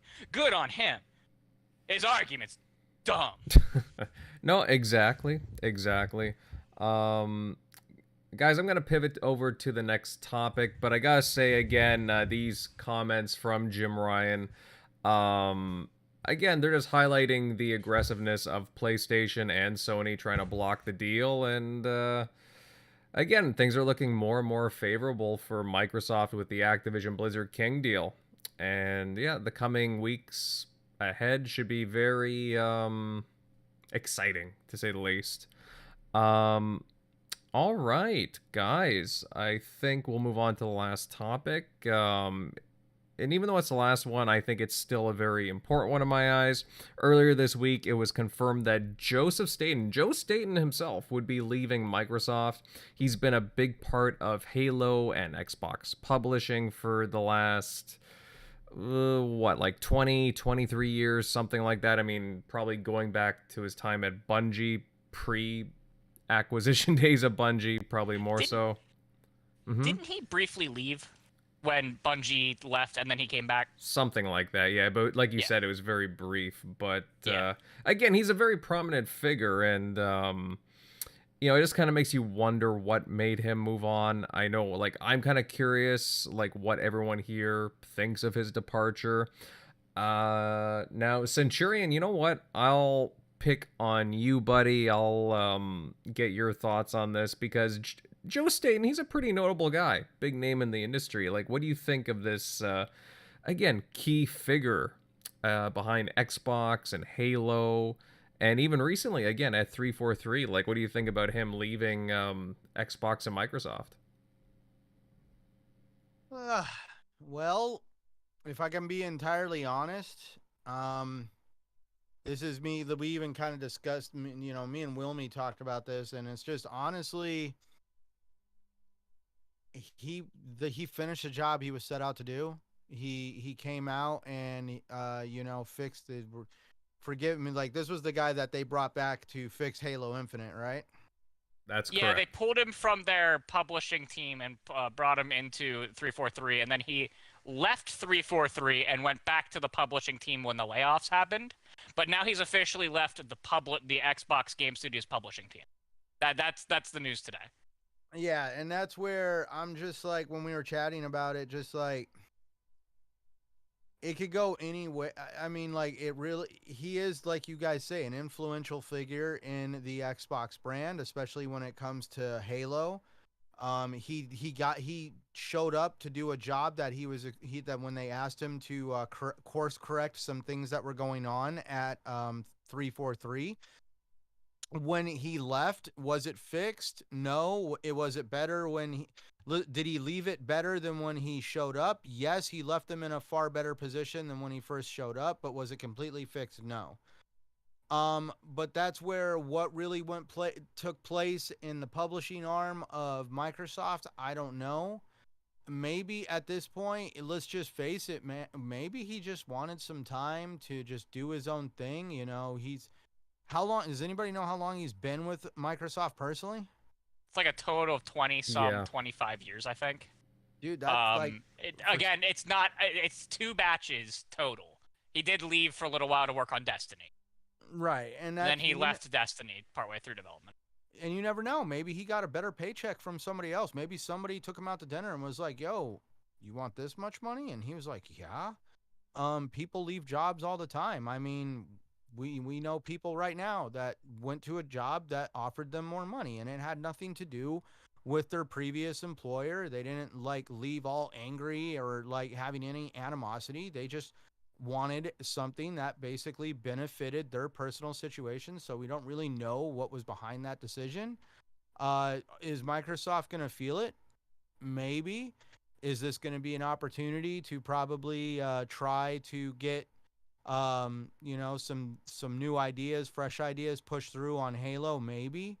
But at the end of the day, it's just literally to me at least personally, it's not a big deal. We even made a joke that, I believe it was somebody over at Bungie, basically like they were laid off at Bungie, and and everybody's all up on every time Microsoft has layoffs or somebody leaves Microsoft, there's always an article that pops up on the internet. The sky's falling. Woe is the situation. But anything over on other camps kind of goes under the radar. And that we all were making jokes that, where's all the Kotaku articles or the Jason Schreiers trying to figure out why Bungie had layoffs. If we really want to look at it from that perspective, technically part of that was a Friday night massacre, so to speak. Not an actual massacre of people being laid off, but those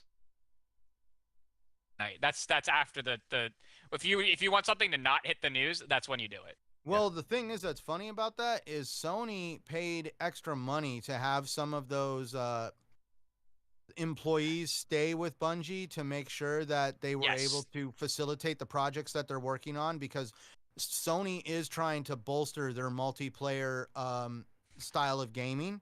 And that's one of the main reasons why they got Bungie, was for consulting and being able to have access to people that know what they're doing.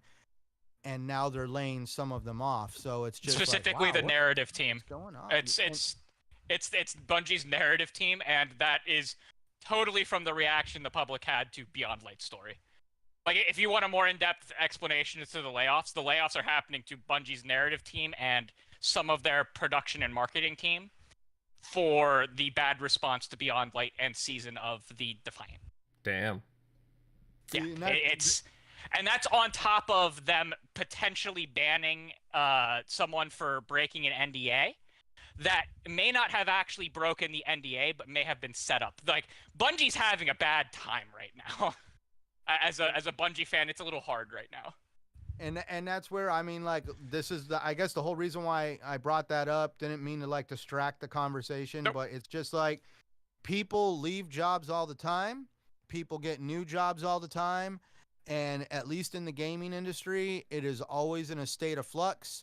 We all know it. One day we had, oh my God, who was the guy that went over to Blizzard? Rod Ferguson. No. Oh, no. Xbox, quick. You're talking about Mike Ibarra. Yeah. Mike Ibarra. Yeah, one day Mike Ibarra is the head of one of the big heads for Xbox Studios, and the next day he's over at Blizzard, because let's face it, Mike Ibarra wanted to be a Phil Spencer. He wanted to have a much larger leadership role, but we all know that Phil Spencer is very cemented into his position because he's been with Xbox 30 freaking years. So yeah, Mike Ibarra went and chased a situation that helped fulfill his personal desires to be successful and also facilitate making more money for his family. So there is a lot of different directions this conversation can go. I just don't want to go down the rabbit hole of basically the Xbox is on fire and it's hemorrhaging employees. Did you see who else left from 343? I know it was one of the game directors. Frankie's gone. Stinkles. Frank O'Connor is gone. Which one was he though? That's my question. He was the one. He's the bald guy. He's the one who created Mr. Chief. The hand-drawn Master Chief. He is a very if Staten is the bad, we're sad about Staten leaving, Frankie kind of balanced it, because Frank's been accused of all kinds of really bad racist jokes he's made in forums and gotten banned online for them in the past decade and a half. He was in head of the franchise at 343 and has been since 343 was created. He was a Bungie vet who moved over to 343. And people blame him for a lot of the direction that the franchise was in. It was him, Kiki, and I can't think of the other person's name. Oh, yeah. She left too recently. Yeah, Bonnie. And so, I mean, the old guard is kind of gone. Although, again, Staten was really not involved with 343 except for coming in to save Halo Infinite. And he left when the layoffs happened. But Frankie's balancing those scales. Well, I was kind of very happy that he left. Well, remember, he took a new job somewhere else. Like, I remember when Halo 5 came out and, like, you know, he was on defense for the game because people are like, I'm not really feeling the story here. You know, a lot of people are like, what's going on? You know, where's Chief? And then he was just like, oh, you guys are just not getting the story or whatever, you know, the narrative. And I'm just like, what kind of a response is this? Well, and then people famously blame him for the change of the Forerunners going from being ancient humans to being in a totally different alien race. Although that happened under Bungie, and anyone that tries to tell you otherwise is full of shit. Yeah. But he has been a kind of black eye on 343 for like a year, 2 years now, like really. And I was kind of shocked they didn't just get rid of him a while back when the whole him being banned from NeoGAF and Reset Era and a few other places for making racist jokes didn't kill him. Didn't kill his career at Microsoft. That was kind of shocking, really shocking. They never even said it. No one ever even commented on it. That was just swept under the rug. But yeah, so Staten leaving sad, Frankie leaving balances my sad.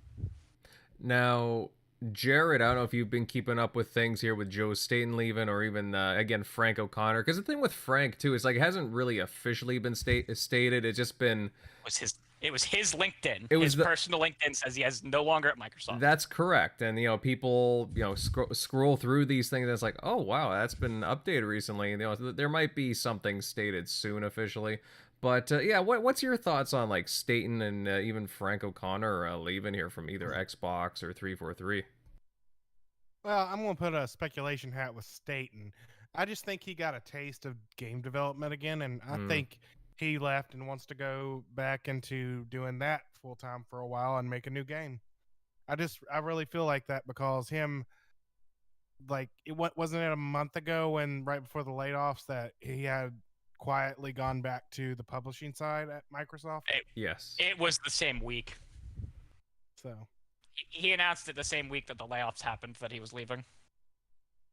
So, man, I just feel like maybe he just got a taste for it. Like, I want to go make a game again, and that's what he's planning on doing. And for all we know, if Frank left, maybe he took Frank with him. Maybe, but what I would say though is keep Frankie behind doing something else.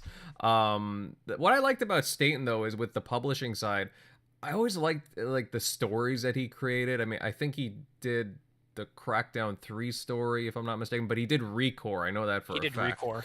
And Recore, I really enjoyed I could tell it was him too, because he has a certain style to his writing, and I really enjoyed Recore's story. So if he can, again, if I'm leaning towards what you're saying, is that he's going to create like his own studio, and I think he's gonna work on like a new IP in his own project to do something else personally. And I just feel that's what I feel like, and he's got the talent, and for all we know, maybe he can do something that's like a spiritual successors where you get to play as a grunt like game and just run around with his voice, because he was the original voice of the grunts. Yes, that is correct. Who knows? I mean, they'll probably always get him back to do grunt voices. You know, that's just the thing. You get Staten back to do random grunt voices. So, but that's just me. And that's just me. And as for Frank, he's always kind of bothered me with his racist jokes and stuff. I've never really liked him, but he did he is one of the original people who brought us Halo, which is definitely one of my all-time favorite franchises. And if he is quietly left, and I don't think he's left the game industry, he might be. I feel like he might be with Joseph if they're going to go start a company together. Because if they would have been probably talking again, being back working at the same studio and that kind of stuff. And who for all we know, trying to think of his name, the guy who wrote the music for all of Halo. Oh, Marty O'Donnell. Yeah, I wouldn't be surprised if Marty got involved too. So Maybe who the knows? the only thing with Marty is apparently he's hard to work with. Yes. So I don't know. Maybe we'll see. Unless they have some kind of a bond from the old Bungie days, but maybe. I do remember him saying like, "Hey, I know we just left Microsoft, but aren't we just about to do the same with Activision? Basically, isn't it better to go back to the devil we do know versus the one we don't?"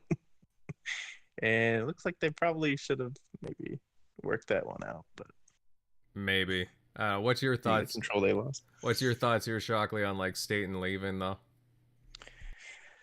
Yeah, I mean that we've kind of been knowing for a while, but I guess fully leaving Microsoft. But I think he was just going back to where he was on the publishing side, so he'd been there for a bit already. So people were making like, "Oh my God, he's leaving." I'm like, well, he already said he was, or at least the word on the street was he had already left 343, and then now he's just leaving the publishing side that he went back to anyway. And everybody knew it was kind of temporary. He came in, stepped in real quick, made sure, obviously we wanted things to be out the door much quicker, but I think the leadership that he's like left now, we've seen, and like Crusader's pointing out, we've kind of gotten rid of all the people that, or at least like the head people that people have complained about, either like their vision or the ones that have been managing this studio that has had issues before Staten, came in there to help. So it seems like yeah, it's sad that he's not going to just stay and like head the entire, franchise for the next decade or whatever. But I think it's in a much better state for it to go forward, for people that like know what Halo needs. Because that's where when 343 kind of started, I guess, and most of these people have been there since. I don't think even Bungie at the time, technically, if you go back to Reach is where that rift really started to happen for a lot of people with Halo, because as much as we want to like love like the single player story, that multiplayer, they pissed so many people off with doing. That's when the abilities started to happen, where it's like, this isn't Halo anymore, at least Halo multiplayer, where it's like, hey, it's your skill versus mine. Now it's like, hey, now I have this ability, and it's just not a complete equal. And that's where I just stopped like playing it. I just got annoyed with some of those abilities. And that's where a lot of people were like, hey, Call of Duty is starting to pop off around, especially Modern Warfare 2 had like dropped around that time. So it was already going in that direction. And then 343 just took it to like, hey, let's just completely go that direction, but just like go crazy with it and doing all those like loadouts and other things where they're trying to kind of copy the market, whereas Halo's more so like being the trendsetter and not being just a follower of what's going on. So Correct. I think they just didn't know what to do, and there just wasn't a vision that made sense for where to Halo to the next iteration. How is it going to evolve and do its own thing? So hopefully that's what they have in place now, or at least and I think they've done that with Halo Infinite. They just needed better guidance of how do we put this all together, because they had some crazy ideas, or awesome ideas with with the whole open world part that definitely just changes what you can do with that, with just like the Halo franchise. And it was actually really fun and just fresh and different, where I could just go wherever, or take a team of uh once you level up some of those like loadouts, and you can take Marines with you and load them up with weapons, like it was like that huge sandbox feeling you got when you first dropped on Halo C. So that part was really cool, going full circle to the kind of like the original vision, like when you first dropped on that ring. So hopefully it's in a better state. But yeah, it seems there was some sad news, but it seems like there's good news that a lot of people that are hardcore and into Halo are happy about. So we'll see. Mm-hmm. Yeah, again, like you can look at this, a bunch of different ways. Me, I just like we kind of knew that. I mean, at least Staten's position with 343 was, again, it was only temporary, and then Xbox publishing. Okay, I'm a little bit surprised, but at the same time, I could see if he'd want to do his own thing. So, not surprised there. The Frankie stuff, well, again, let's wait and see if things be made official, but I can't say that I'm really surprised there. But because, again, some key personnel have been slowly been exiting the picture there. So it looks like they're going to be really cleaning house and starting off fresh with whatever the new Halo project is going forward. All right, guys, any more thoughts on this? Yes, no? Okay. All right, guys, with that said, I believe that about does it for tonight's show. Really great talk, a very spirited chat from every corner of the panel, and even the chat, too. We talked about Redfall, Sony's response to the CMA, and a few big names leaving Xbox and 343. And to all of our awesome viewers and listeners, you guys, you rock, and we really enjoyed. I'm sorry, if you really enjoyed the chat tonight, then please consider leaving a like, subbing to the channel, and of course, hey, share out this episode because hey, we want more people to watch the show, obviously. Next, we'll head over to the outros, and we'll start things off with our guest, Jared. Hey, it was really nice to have you on, brother. Sharing your knowledge and perspective with us on all things gaming and Xbox. Where can all of our listeners follow you at? Well, thanks for having me, first off, but you can find me on Twitter. My Twitter handle is random_name. And secondly, you can always find me on Discord as Bex the Name, or Xbox as Bex the Name.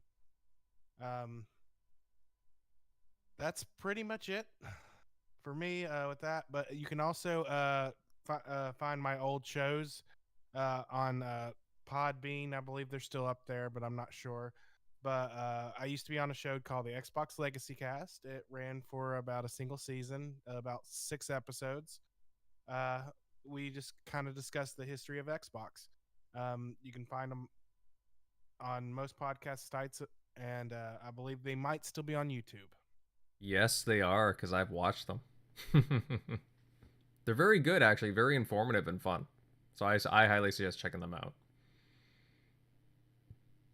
But no, it was great having you here, Jared. Great having you here. Next up to the TXR crew. Let's see. Shockley, buddy. Hey, I loved your thoughts and opinions tonight. Where can all these lovely people find you? Yeah, as always, you can find me at ShockNero on Twitter. Easy Shock on Xbox Live. But yeah, thanks for our guests for filling in, and thanks for stopping by. See ya.